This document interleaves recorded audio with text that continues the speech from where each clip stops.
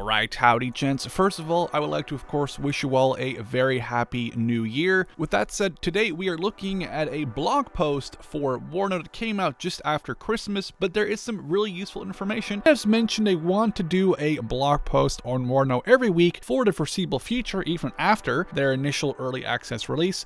I don't think I'm going to be covering every single one, but if they do release a big one, for example, talking about a future faction or something else big, I'll definitely take a look at it for a video. Now, before we get into this blog post, if you want to know what Warno is all about, I've made a video on this, taking a look at their trailer and all the information. I'll link that video in the description below. They opened this blog post up with some introductories talking about their past games they worked on, like Wargame and Steel Division, but then they do talk about how they want to bring the combined arms tactical real-time strategy genre, which is a mouthful, to a new level. They want to do that by reducing micromanagement and making the game mechanics easier to understand.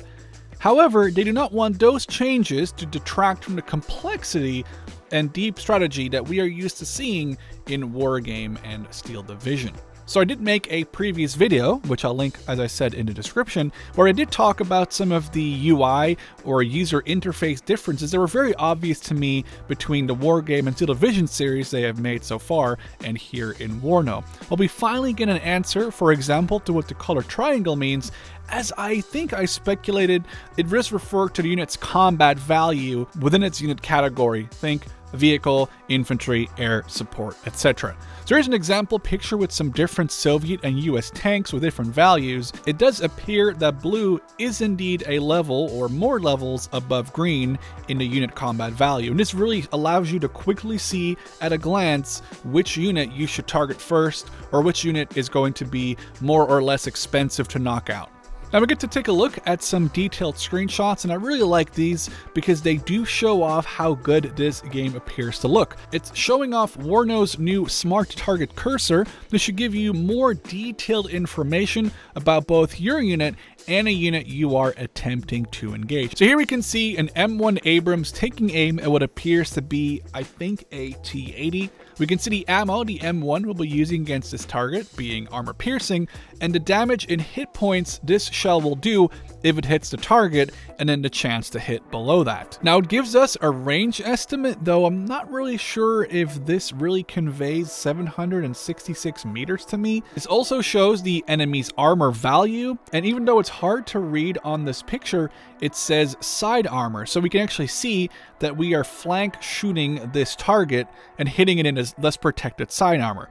The chance to win is something I'm not 100% a fan of, and it does look a little weird in my opinion. Comparing this to the next screenshot, we see what I think is a T-55 while moving, taking aim at a target over 4,700 distance away. Now, I don't know if that's meters, because that would be almost 5 kilometers. It does tell us that the chance to hit is only 7%, probably due to the combination of the fact that it's at range and it's also from a moving tank. It also tells us this is targeting the front of the enemy tank, which has a 15 armor rating. The T-55s here only has an AP anti-tank rating of 12.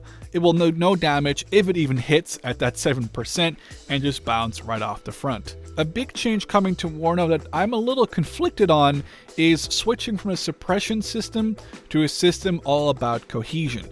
Now, cohesion comes in 4 levels: high, normal, poor, and low. A fresh unit will come onto the field with a high level of cohesion. This gives them a 25% speed bonus. This is a little weird.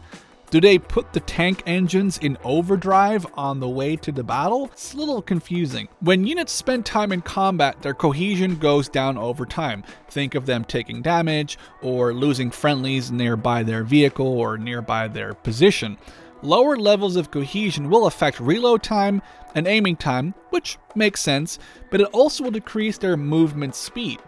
When cohesion drops, the chance to rout or flee will increase. So think of, let's say, 0% chance to rout at a high. Maybe there's a 70 or so percent at a low cohesion level.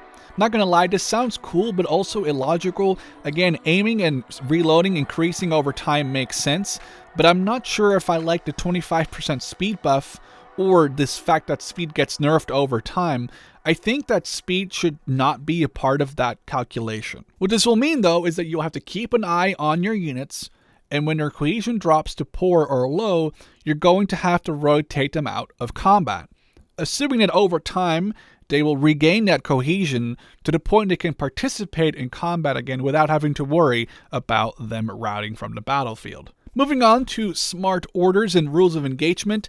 I would be lying if I said I really used a lot of these things in Steel Division 2, where I think they were first introduced.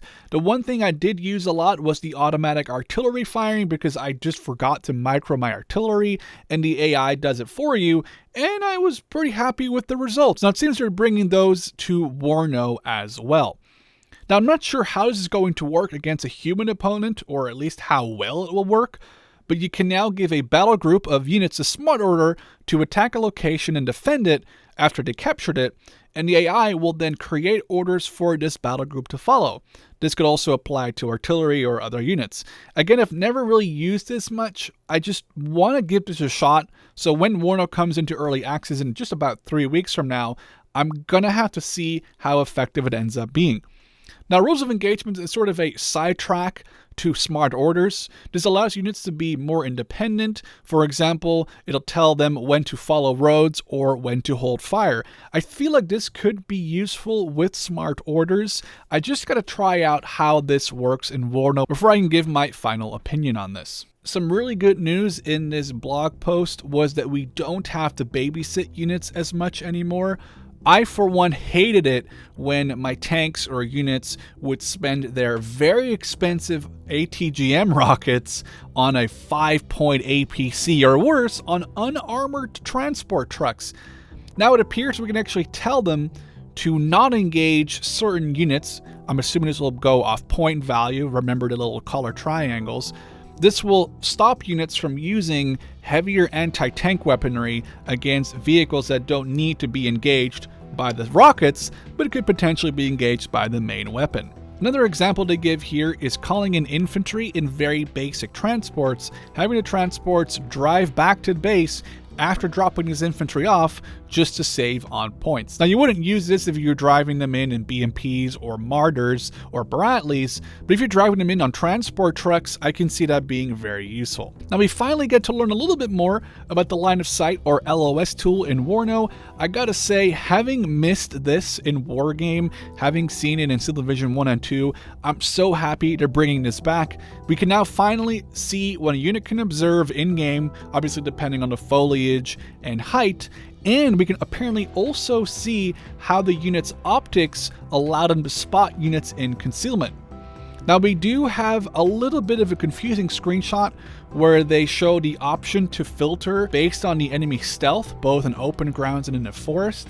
I'm just not 100% sure how this is going to work, but the fact they are adding this LOS tool in Warno is such a big upgrade. Just going back from Steel Division 1 or 2 to Wargame, it was brutal. Not having an LOS tool made it so much harder to play that game effectively.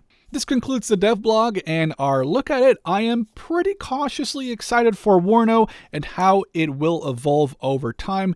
In just about 3 weeks, we should be able to get our hands on the early access release, and I am excited about that coming soon. For now, I hope you guys enjoyed this video, and I'll catch you in the next one.